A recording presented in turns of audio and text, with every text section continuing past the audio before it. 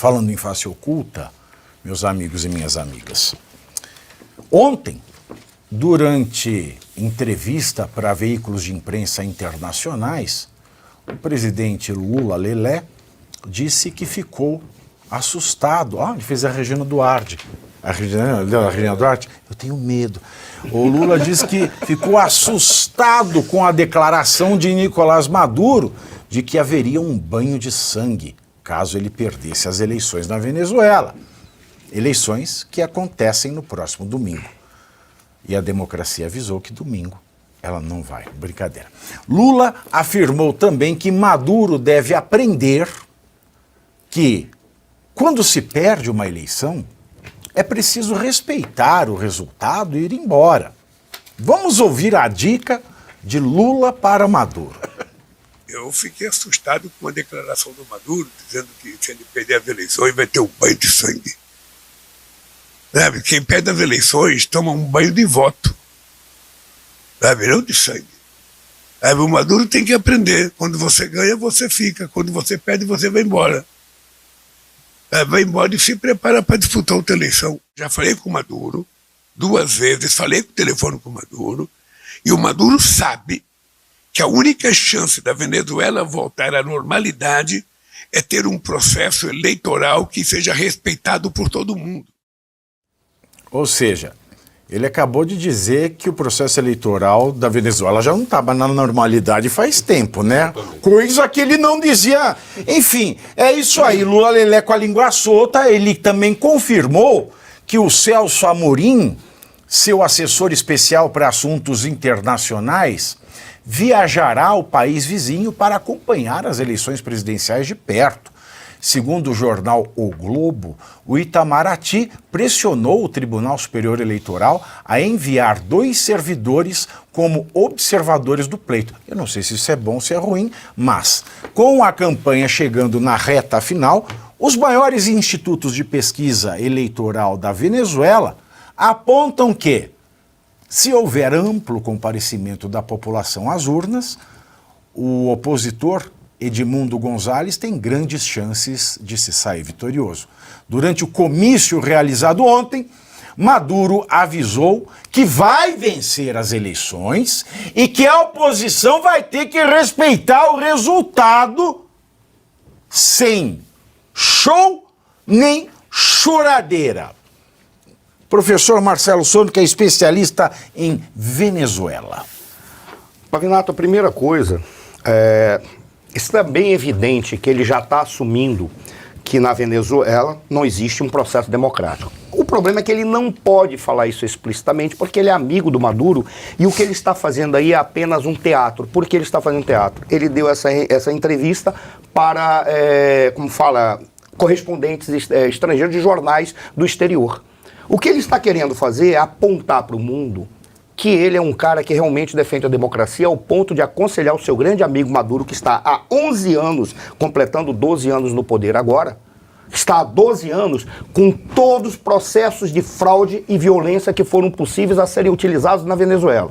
Mais um detalhe, ele fala que quem perde uma eleição não deve ficar enchendo a paciência, que vai embora para casa. Só que tem um detalhe, ele exige que se respeite o processo eleitoral. Vamos botar o que é esse processo eleitoral na Venezuela, alguns outros elementos.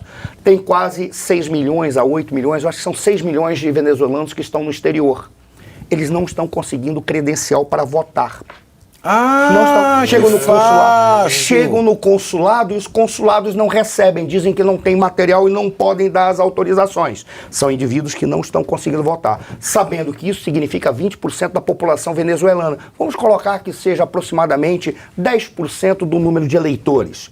Esses 10% são suficientes para dar a diferença e ele perder a eleição. E o povo que saiu fugido para não morrer não pode votar? Não pode votar, eles estão no exterior, eles podem chegar num consulado e exigir ali o direito do voto. Não está sendo dado a eles por questões técnicas. Aí não é banho de urna, então é banho de urina, na verdade, essa eleição. Em síntese, a eleição já está contaminada. O problema é que a Venezuela está tão quebrada e o negócio está tão evidente que se sabe que ele vai perder em qualquer hipótese, exceto se ele fraudar a eleição ou impedir que a eleição tenha continuidade ou tenha a declaração daquele que vai ser eleito. Agora, a questão é simples. Ele falou, se nós perdermos, haverá um banho de sangue.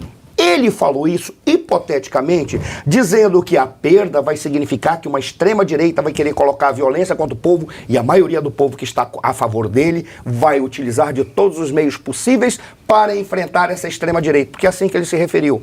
O problema todo não é esse, é que ele tem as Forças Armadas do lado dele. Eu fico imaginando uma Forças Armadas que tem aproximadamente 3 mil generais. Você sabe o que é 3 mil generais, aproximadamente? É uma tribo que só tem cacique, não tem índio. É assim que funciona, vendo? Sempre que ele quer bajular alguém ou que ele quer comprar alguém, ele promove. Além de colocar para as Forças Armadas orçamentos exclusivos e específicos dotados de segmentos da economia, que nem ele fez com a milícia bolivariana. O que ele está dizendo é simples. Se ele perder... E como é que é a cédula lá, professor? Eu vi um seriado, eu não sei se é exagero, mas a cédula era mais ou menos desse tamanho aqui da folha. Eu vou fazer aqui assim, ó. Aí tem a foto do Maduro e a foto do opositor. Eu vi, é uma coisa assim, a cédula é desse tamanho. Aí a pessoa ela tem que marcar nesse quadradão ou nesse quadradão. Tipo, qualquer um viu em quem ela votou. Eu já vi algumas cédulas. Lá tem a ver isso que eu tô falando? Eles têm urna eletrônica. Olha a cédula. Olha a cédula. É que ele entra com isso, mas ele tem a urna eletrônica, e a urna eletrônica de terceira geração, pelo menos era, não sei se mudaram. E como é que faz? Você vota e recebe o papel e deposita. A urna eletrônica de terceira geração é com Windows 95? Deve ser 98, que é o pior de todos. Eu acho que é o Windows Vista. Mas isso é tudo candidato? Assim. Não, isso não é candidato a... Não, é que tem vários... Tem 13 Maduros, o que é isso aí? Por que tem várias fotos dele? Eu não entendi isso aí. Explica aí, professor. Eu preciso dar uma olhada, porque eu tinha visto isso aí, parece que é uma indicação, se coloca a foto dele, porque são os partidos coligados, ou os grupos coligados, junto com o PSUV. Entendi. E por isso ele é o candidato, ele coloca muito. Ele várias chaves. Mas isso não é a cédula. Não é? Porque ele vota lá, o voto em urna eletrônica. O problema é que, por ser de uma outra geração, a urna, é isso que eles alegam, você recebe o teu voto, você confirma e deposita, que é aquilo que se queria fazer no Brasil. Uma notinha sai, Mas o que mostra que a urna não é o problema é o processo eleitoral. Exato. E o processo eleitoral ele pode ser contaminado, distorcido, destruído e pode ser todo ele fraudado. Como, por exemplo, isso é uma ficção que eu vou falar. Imagine um país que tem um período legal para você fazer, para que o seu Conselho Nacional Eleitoral estabeleça o período de definição das regras e rompe o período e ele vai e coloca fora do prazo legal. Isso é uma fraude. E eles fazem isso constantemente, como eles já tinham uma vez, eu falei, eles fazem fusão de zonas eleitorais de acordo com a proporcionalidade, eles sabem onde vai ter, eles fragmentam zonas eleitorais para garantir, além do que tem sim um processo em que eles acompanham e ameaçam aqueles que vão votar. Um exemplo, só para encerrar. Claro. Só para encerrar, teve um momento em que nas eleições de 2018 para 2019, eles simplesmente caçaram as legendas de todos os partidos porque eles se alegava que o número de eleitores não correspondia ao número de votos. Ora, tem alguma coisa errada, tentou em fraude. Caçaram as legendas e as pessoas tiveram que se recadastrar e relegalizar o partido. Só um partido conseguiu ser legalizado. Não deu tempo, ele concorreu sozinho ainda. Mas olha que coisa interessante. Para o processo de atualização dos partidos, eles colocaram zonas eleitorais ou locais em que as pessoas iriam regularizar o seu critério de voto, inclusive os partidos também. Só que na frente eles colocaram umas tendas que eram responsáveis pela carteira do cidadão. O que é a carteira do cidadão? Aquela carteira que recebe como se fosse o Bolsa Família, o cartão do Bolsa Família. O que significava? Todo mundo que ia fazer uma regularização no partido ficava na frente da tenda em que regularizava a carteira do cidadão. Então ficava todo mundo olhando. E a polícia olhava para anotar quem estava indo e quem não estava indo. Quem ele queria pegar? Todo o povo? Não, ele queria pegar os funcionários públicos. para obrigar que os funcionários públicos votassem única e exclusivamente no partido dele. Se tivesse alguma coisa, ele poderia sofrer pressão dentro do órgão no qual ele estava trabalhando. Será? Esse é o processo. Então é a fraude do processo. Mas a fraude já está consumada, Já está Suano. Por consumada, quê? sim. Porque a oposição foi impedida de participar dessa eleição. Vamos lembrar aqui, a ex-deputada Maria Corina, que era o principal nome contra o Maduro, ela foi condenada pelo isento sistema jurídico da Venezuela, que é ligado ao chavismo. Não vai ficar brincando com a Venezuela, não, que você não está muito em vantagens. Né? Teu país não está muito na frente dele. Ao isento, como se a gente tivesse aqui a de quê? Mas o fato é que lá também não é isento, né? Então, assim, há 15 anos ela foi impedida de disputar qualquer cargo público. Então, o que ela fez? A ex-deputada Maria Corina, ela indicou a professora Corina Iores como a sua candidata. A Corina Iores foi impedida de registrar a sua candidatura por aquelas alegações burocráticas que, na verdade, são uma fraude, e sobrou o Edmundo Gonzalez. Então já vale lembrar que o único candidato viável da oposição já é muito mais fraco do que as outras duas candidatas que deveriam estar no jogo.